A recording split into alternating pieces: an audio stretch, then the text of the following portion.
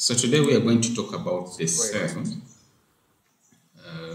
It's one of those topics that we had not covered.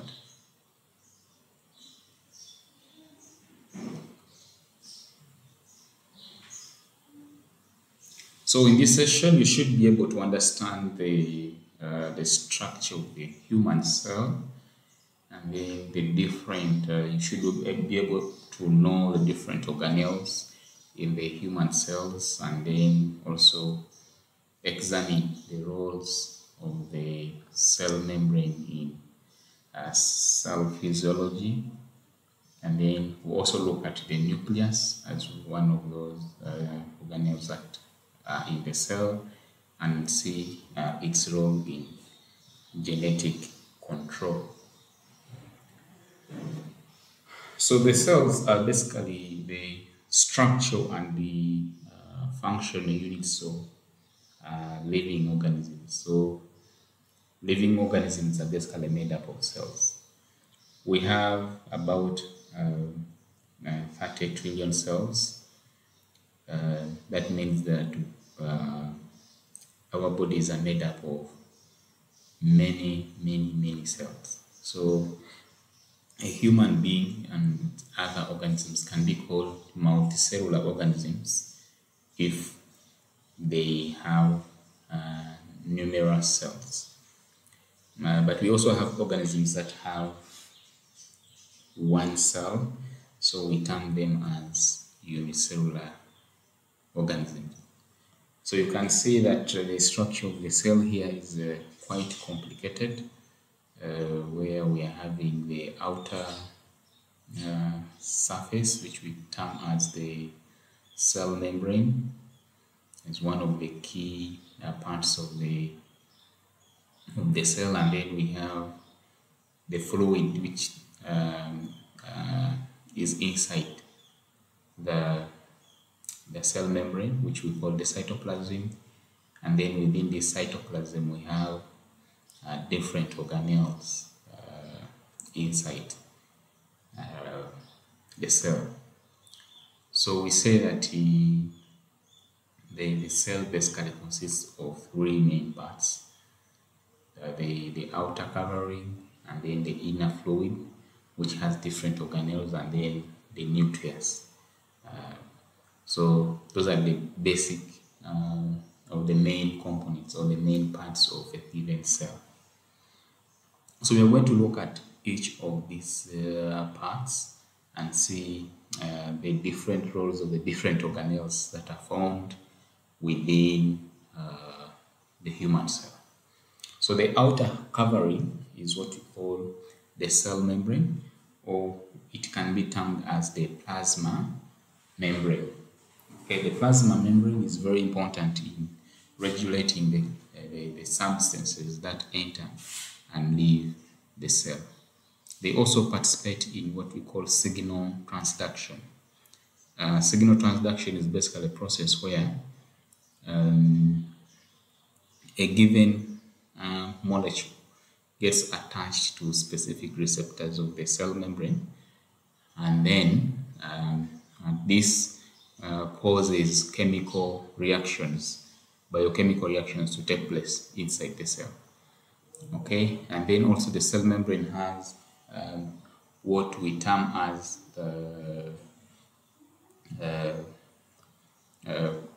receptors that can be attached to other cells. So cells can attach or can adhere to other cells through numerous structural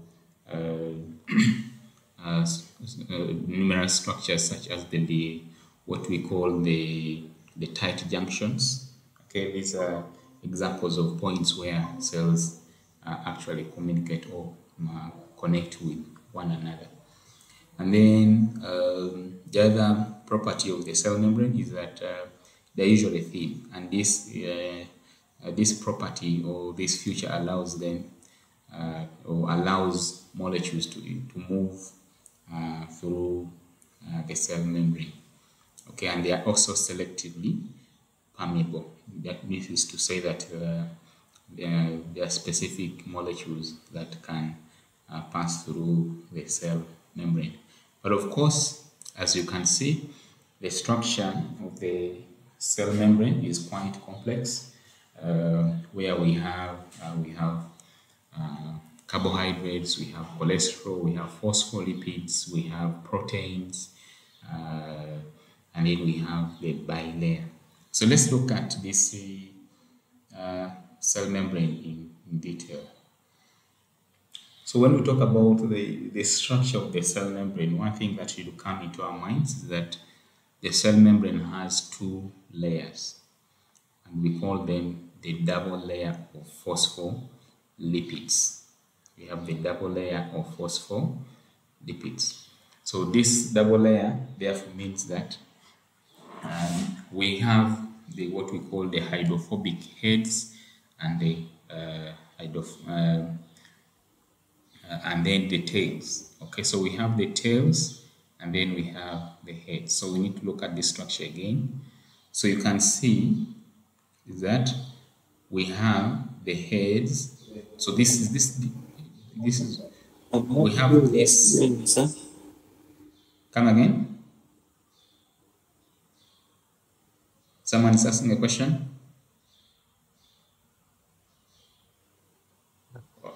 Yeah, I'm not seeing your screen if you're sharing. I'm actually sharing the screen. Is it the same problem with others? Oh, okay. Okay. Looks like I wasn't sharing. So let me share again. Yeah.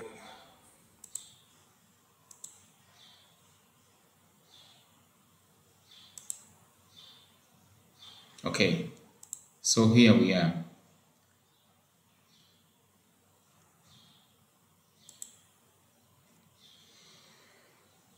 Let it load. Confirm that you can see.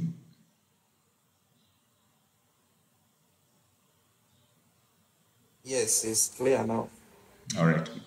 So we are saying that the cell membrane is quite complex and it has different structures. We have proteins, we have carbohydrates, we have phospholipids, and then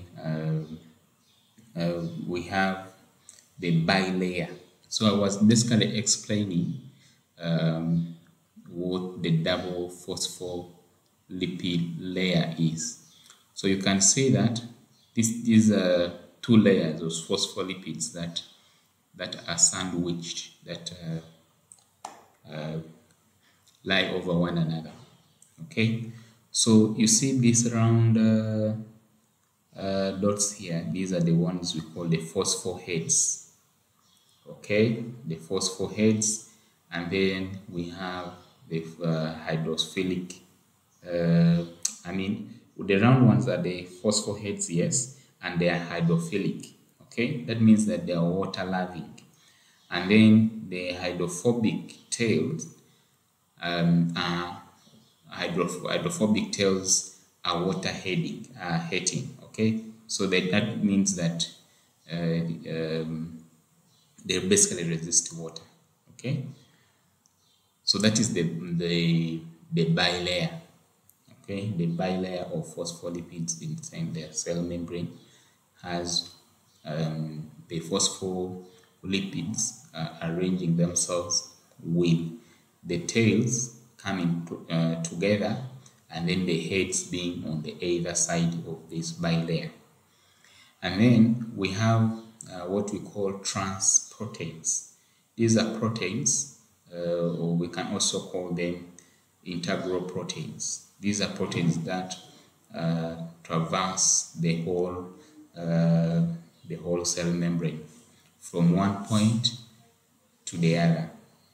Okay, and then we also have those proteins which are basically partially in the cell membrane and do not reach the other end. Okay, so on the cell membrane, of course, we have different receptors. As we said, that these receptors can play an important role of signal transduction. So they can be receptors for particular, let us say, hormones, particular ions, particular molecules that are within the body. And then we also have the fibrous proteins.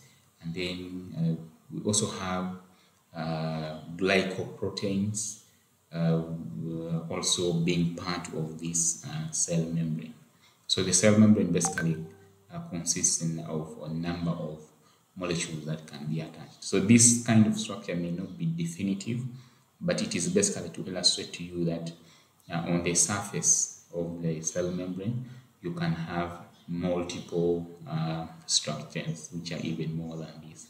But overall, you should know that the cell membrane is by a bilayer, or that is to say, it is a double layer of phospholipids, and these phospholipids are arranged in such a way that the hydrophobic tails are towards the center, and then the hydrophilic heads are outward.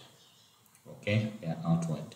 And then across the cell membrane, we can have what we call globular proteins. These are proteins, or we can also call them integral proteins, which traverse the whole cell membrane. And then we have those that are actually partially traversing the cell membrane, like this one.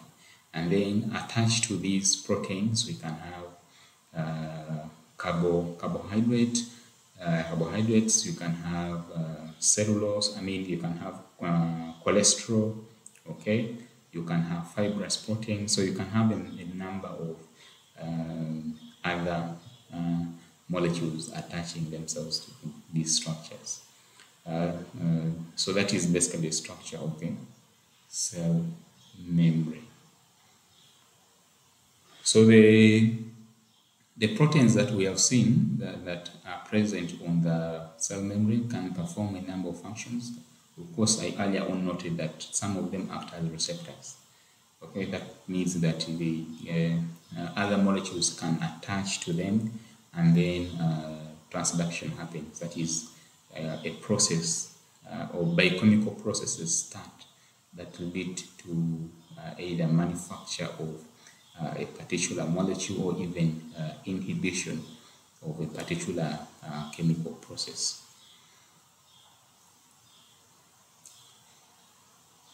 So we also have the other role of these proteins as anchoring the membrane, okay, the cell membrane.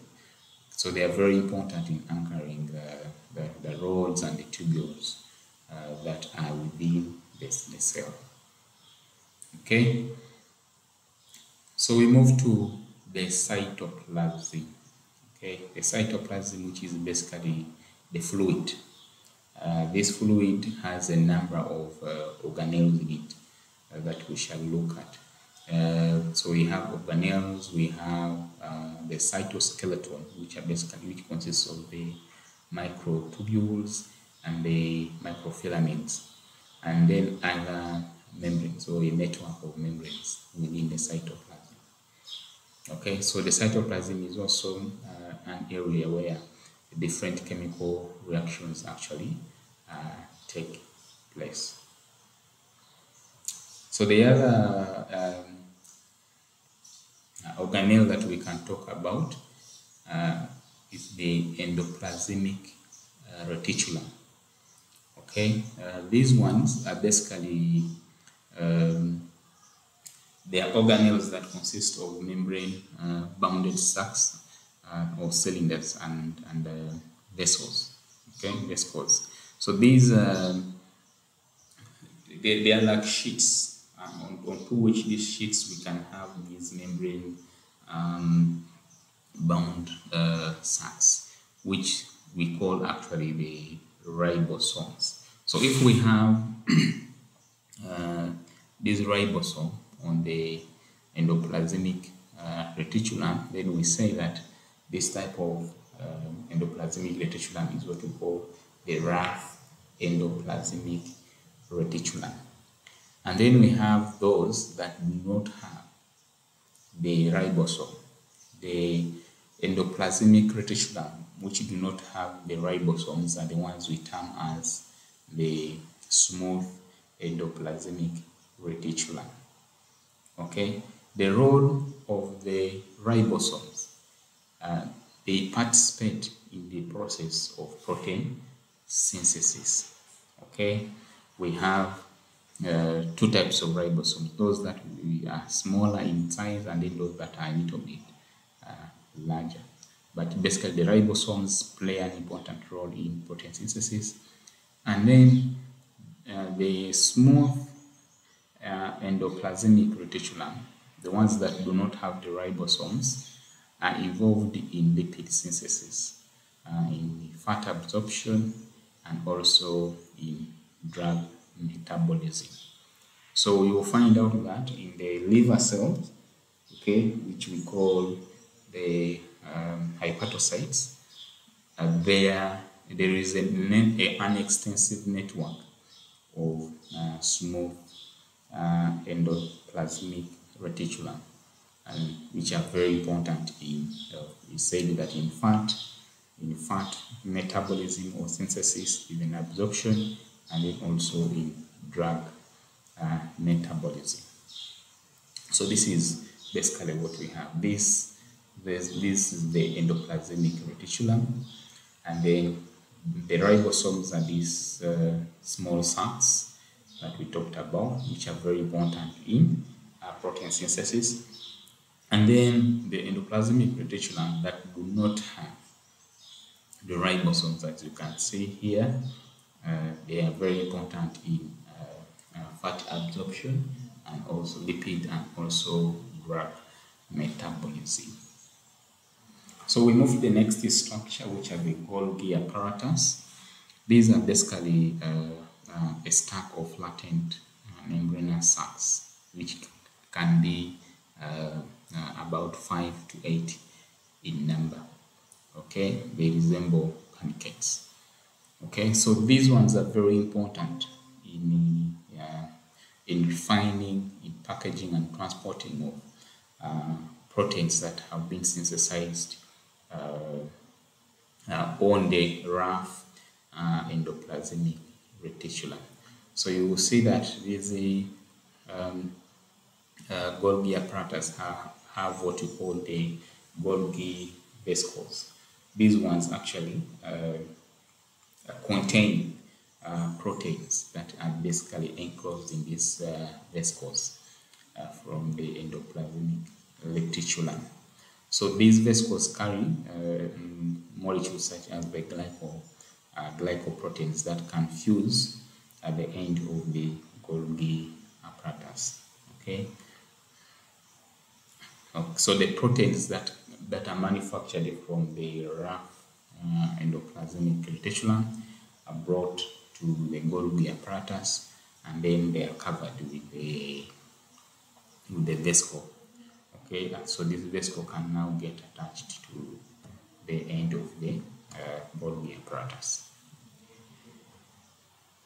Okay, so the Golgi apparatus is very important in breaking down proteins and also either adding sugars to the proteins or even removing them. Okay, removing. So the outer layer of the Golgi apparatus, the outer layer of the Golgi apparatus has what you call the glycoproteins, which help in packaging of the Golgi membrane bits. Okay. And then this packaging, after the packaging, then these vesicles actually break off from the Golgi apparatus and fuse with the cell membrane. And this fusion is done, which results into a secretion of the content into outside the cell.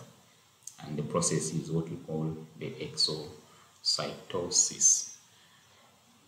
We have other vesicular organelles formed that are formed from the Golgi apparatus, and they are called the lysosomes.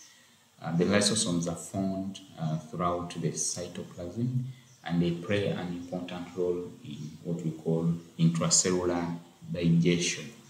That means that they break down molecules, whether it is proteins into amino acids, or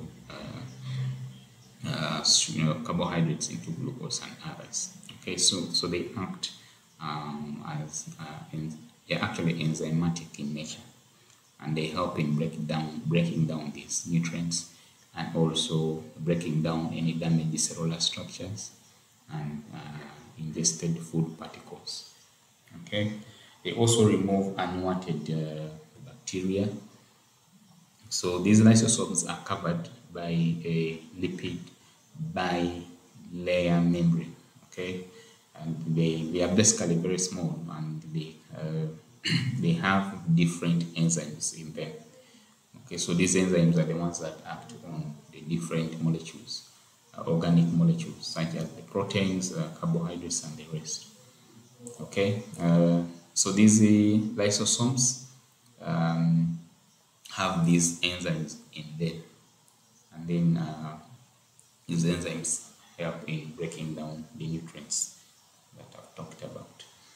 If the cell is damaged, and then we have the lysosomes actually, also the lysosome membranes also being ruptured, these enzymes can be released, in this, and can also carry out their enzymatic activity in breaking down substances into smaller diffusible molecules. And then we have what we call the secretory vesicles. These are also very important, because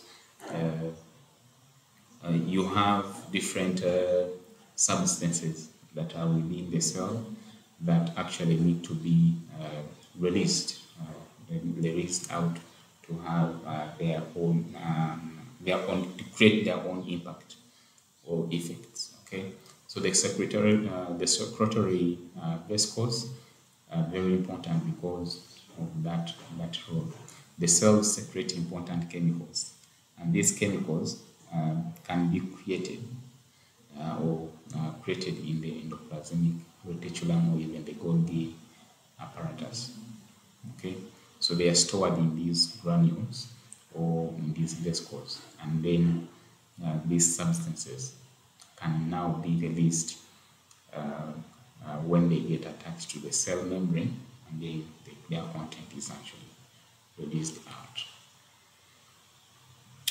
Then we can look at what we call the mitochondria, which are basically they can be called the powerhouse of the cell, because this is where we have energy production happening. So energy in the form of ATP is released in the mitochondria. If you remember what you looked at in biochemistry, in the process of production of energy, where we have glycolysis. After glycolysis, then we move to Krebs cycle. After the Krebs cycle, we move to the electron transport system, or what we call oxidative phosphorylation. These processes result into production of energy. So Krebs cycle actually happens within the mitochondria, and then the electron transport system happens in the cristae of the mitochondria, whereas the Krebs cycle happens in the matrix of the mitochondria. So you have this mitochondria acting as a source of energy, and that we derive from the nutrients that we actually eat. So its structure is that it has two membranes, the outer membrane and the inner membrane, and then the fluid, which is the matrix, and then these extensions of the inner membrane, which we call the cristae. These cristae are very important in increasing the surface area for during the electron transport system reactions. Okay, so that is that about the mitochondria. So we move to what we call the cytoskeleton. The cells have what we call the filaments and the tubules. The The filaments are actually smaller compared to the tubules, and these filaments and tubules are made from proteins. And the ribosomes are very important in making these filaments and tubules. Microfilaments such as actin are very important, especially in muscle contraction. Okay, and then we have those that intermediate filaments, which are very important in providing mechanical support. Okay, so this basically the tubules and the filaments provide support to the cell. Okay, and they are basically proteinous in nature, and they play an important role in the support. We also have them in different structures, such as the cilia, such as the centrioles, and then the mitotic spindles.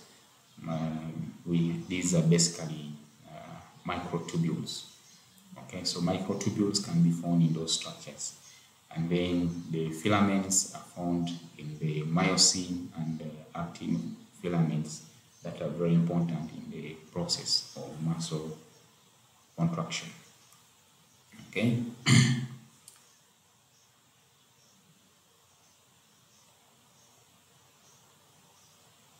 Okay, I guess you're still on. I'm seeing something which is on my screen.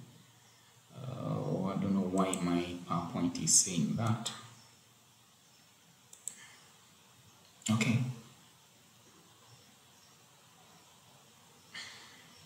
I guess you can still see my screen.